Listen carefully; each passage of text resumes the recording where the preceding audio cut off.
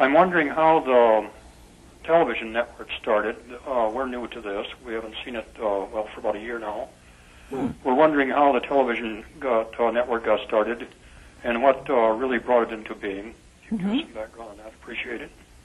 Well, that's a long story, but I'll try to tell it to you real quick.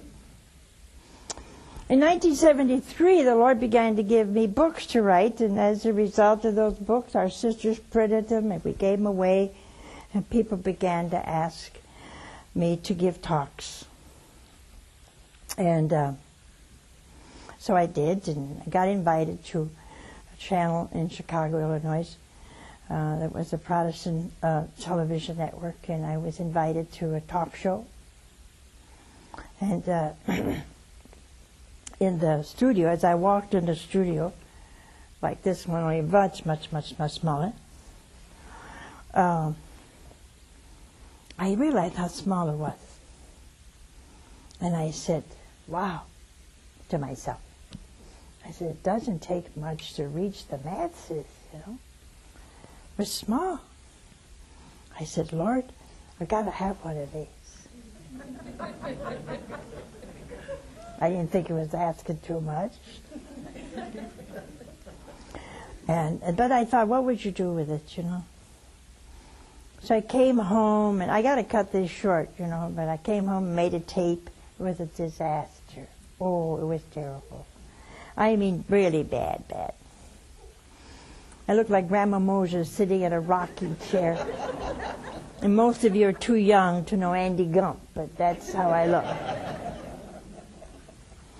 And I was ready to junk it, you know, and the sister said, no, Mother, you can do it.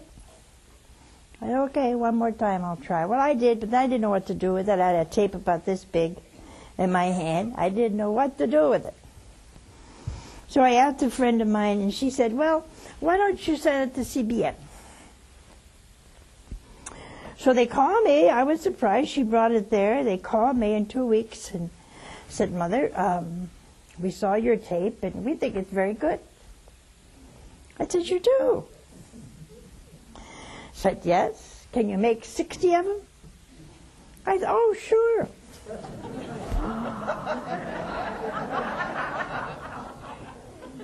You know what it means to make 60 half-hour shows? I didn't. But I thought, well, why not try? So we found a place, and I made 60 shows, sent them to them. Was on another series when I saw a synopsis of a movie called The Word, blasphemous movie. Depict Jesus as a false prophet. So I noticed that network was going to air it. So I asked to see the manager. I said, are you going to air this movie? He said, yes. I said, are you Christian? He said, yes. I said, how do you air a blasphemous movie? Oh, he said, do you think God cares? Well, that time I was ready to. I said, yes, he cares and I care. Are you going to air it or not? Anyway, he said he was, and I walked out of the studio. I told him I would not air my programs, I would no longer make programs or air them on his station.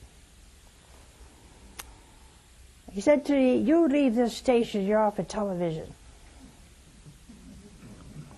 I said, oh no, I don't need you. I only need God. I'll build my own. And that's what you call having a big mouth. But I didn't have the slightest idea what to do. And we made it, we built it, we did build the studio. I came home, I told her sisters, and that morning we decided to build a garage. And when I told them I wouldn't know what to do, I said, where can I build a studio? And they said, garage. I said, garage. So I went down and I said to the